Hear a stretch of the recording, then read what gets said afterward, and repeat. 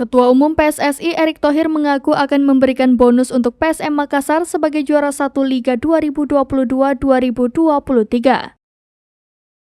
Seperti yang diketahui, seremoni juara PSM hanya mengangkat trofi tanpa adanya hadiah uang tunai.